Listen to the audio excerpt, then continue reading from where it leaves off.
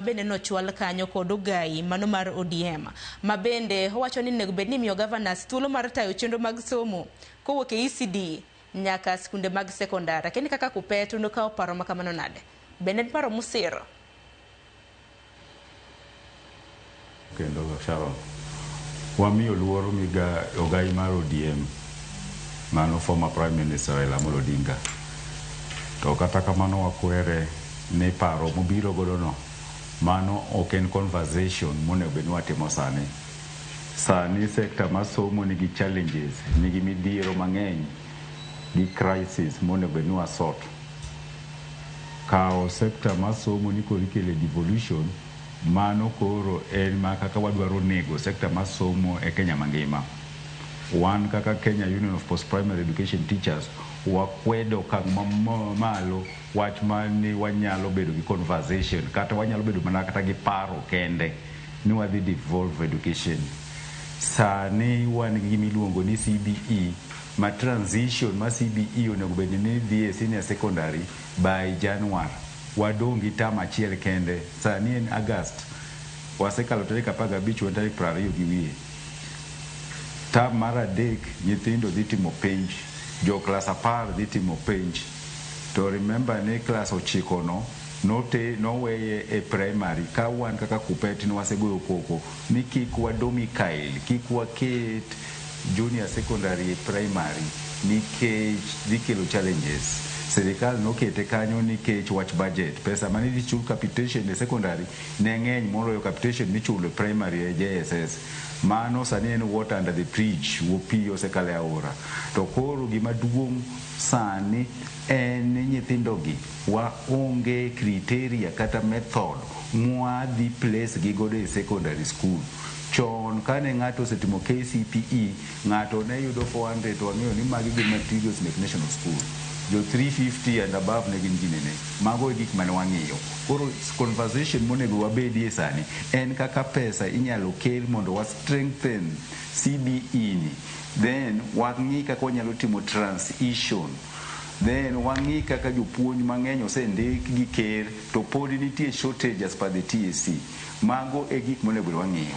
To kapok watero pesa ka governors, onego wapenj ni governors gi osetiyo nade gi pesa magi osebet kimiyogi. Wang'eyo maber ni Senate osebet kaluongogi. Sani ogai mar ODM wacho ni kik Senate thag governors gi. To wang'eyo ni 3/4 of governors pok otiyo gi omuom momigi maber. Kane constitution mar Kenya biro in the year 2010, wan kaka jo unions mek jopuonj kotel ni Kenya Union of Post-Primary Education Teachers no wacho ni sector mar education ok bi bedo devolved. No wang'eyo gima ne watimo. Sector mar education oting'o jopuonj mariek to oting'o the future of the country. Kwane wa devolve sector ni no wadhi kethe. Koro nwa see the ground bua yie ni ECD oter ka governor. Seche mawuoyo kodi ni ECD onjaore. Ng'eny jonyuol tero nyithindgi e private schools mek ECD. Kanitie gimoro mar ariyo manotim kar devolution en kar JSS mwane wasegoyi koko kaka Kenya Union of Post-Primary Teachers. Jopuonj gi nondikgi e gwenge gi magiaye. That was another mistake. Most JSS teachers no be returned back to their home areas. That was partial devolution. Waneno ni challenges mantie ECD gi challenges mantie JSS magisetemo wilo nyigri sani koren JS and partially because of the partial devolution manotimno. Sani king'iyo jopuonj mag ECD gin jopuonj moko ma pesa gi nok, pesa gi is not coming on time, gi onge moral mar puonjo. Sani as a union wawacho kendo wanuoyo ni ECD onego bed ni mayo governors gi tiduoko e central government. Pod kwa wuoye sectors moko manobedo devolved kaka lakteche. Lakteche osicho ng'anyo seche duto nikech governor ka governor gi MCAs gi ok dwa address their issues. Magi oken area mwadwaro nwadhiye as a country. Devolution okochako kawuono. Devolution mar education ne nitie chon kane jogi indiko gi district education board. To ne nitie gimomiyo nwa demand mondo CAC obed created. TAC nosebedo created kaka duol mandiko jopuonj. Onyalo bedo gi challenges ne. To ka en gi challenges ne jok makelo TAC bedo gi issues. Ema wagolo to wa clean kata waluoko TAC no. To kochopo 2010 no waketo TAC no constitution. Mago a recommendation man waketo bano kaw gi jok maneloso constitution of Kenya. Koro seche mwantie ni onego bedi ni wang'iyo kaka devolution ose failed on the sector of education korka ECD nyithindo manie nursery kata P1 gi PP2 girigi. And mar ariyo wang'iyo korka basari maduneno ka ogai be dwaro ni omigi cha basaris go be nigi issues.